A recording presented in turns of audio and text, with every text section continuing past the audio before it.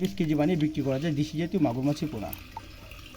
আমরা অনেকেরই অজানা দেশি জাতীয় মাগুর মাছের পোনা কী খাদ্য অথবা পুকুরে চাষে কেমন লাভ অথবা লস রয়েছে।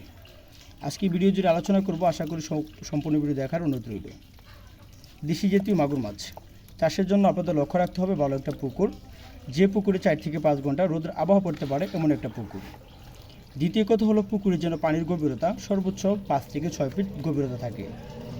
মিশ্র পদ্ধতিতে চাষ করা যায়, যা প্রতি শতাংশে, যেমন হাড়ে যদি হিসাব করি তাহলে 60 থেকে 70 পিস অথবা 100 পিস করে মিশ্র পদ্ধতিতে চাষ করা যায়। আর যদি এককভাবে কোনো চাষি চাষ করতে চায় সেই ক্ষেত্রে চাষ করতে পারে প্রতি শতাংশে, যার হারে 300 থেকে 350 অথবা 400 পিস করে মাছের পোনাগুলো মজুত করতে পারে একক চাষে। একক চাষের পাশাপাশি রুই, মৃগেল, কাপ জাতীয়, যা প্রতি শতাংশে 5 থেকে 10 পিস দেওয়ার চেষ্টা করবেন দেশি জাতীয় মাগুর মাছের পোনা।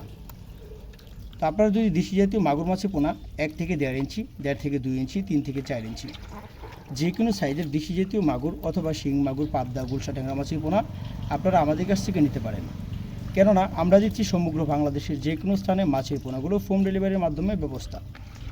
অথবা মাছ চাষের সকল ধরনের তথ্য পরামর্শ যদি জানতে হয় বা জেনে নিতে হয় তাহলে অবশ্যই স্ক্রিনে থাকা নাম্বারে তথ্য পরামর্শ জেনে নিতে পারেন। আমাদের ইউটিউব চ্যানেলে নিত্য নতুন মাছের পোনার অথবা মাছ চাষের সকল ধরনের তথ্য পরামর্শ ভিডিও দেওয়া হয়। যদি আমাদের চ্যানেলটি কারো ভালো লেগে থাকে লাইক, কমেন্ট, শেয়ার করবেন। ঠিক এরকম নিত্য নতুন ভিডিও পেতে আমাদের চ্যানেলটি সাবস্ক্রাইব করে রাখবেন।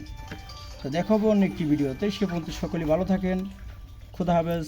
আসসালামু আলাইকুম।